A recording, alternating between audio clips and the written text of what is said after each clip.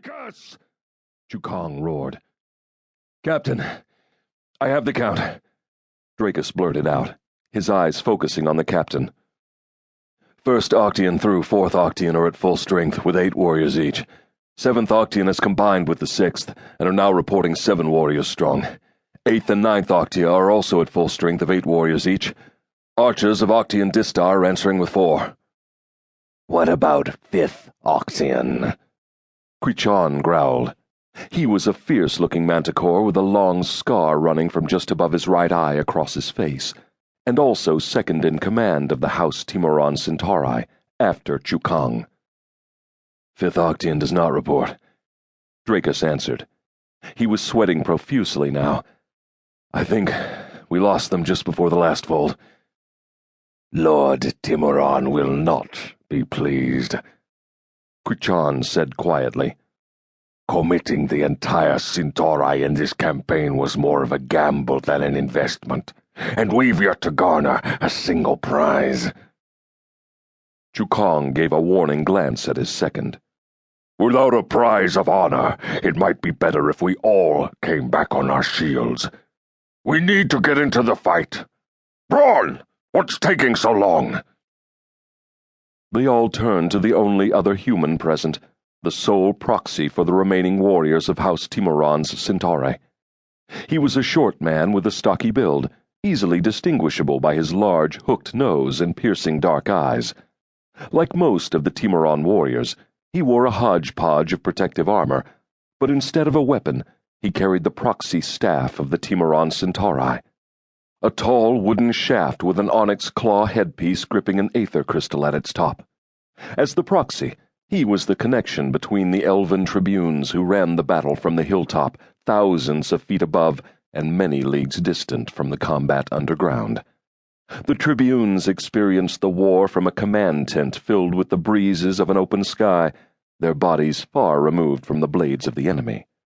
Bound by the power of aether magic, the proxy was the projected presence of the war mage tribunes at the battlefront. What Braun saw, his tribune saw. What Braun heard, his tribune heard as well.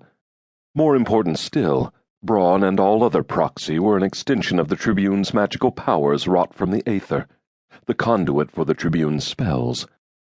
Thus, their elven masters leagues away could experience and contribute to the battle through the proxy in nearly every aspect except one. In agony and death, a proxy was always alone. Braun cocked his head to one side, as though he were listening to the rocks overhead. He flashed a crooked smile, but his eyes were fixed on a scene far beyond the close walls around them. "Can't you hear it? Don't you see? The dancers and the puppets are all moving across the stage, each one playing his little part just as we are, our own little part.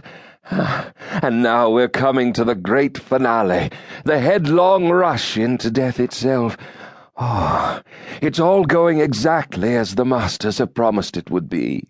Death, blood, and glory all threshed like fall wheat with our deaths, and our blood as dross, and the glory all neatly gleaned for House Timoran.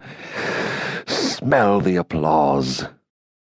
"What in the name of all the gods?" Creechon began. 5 notes. 5 notes. Drakis drew in a deep breath. "Captain Chukong, Braun is not...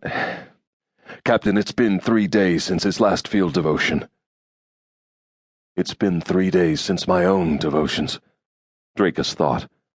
3 days of this song rolling through my head. 3 days for any of us," Chukong snapped. "What of it? Is that a problem? Money?" Creechon's eyes narrowed as he stared first at Braun and then back at Drakis. "He'll do fine, Captain," Drakis said, his own eyes focusing on the scowling face of Chukong. "I'll see to him." "You had better see that he doesn't break, Drakis," the Centauri commander grumbled while shooting a glance at Creechon. "His foals got us into this, and by the gods his foals had better get us."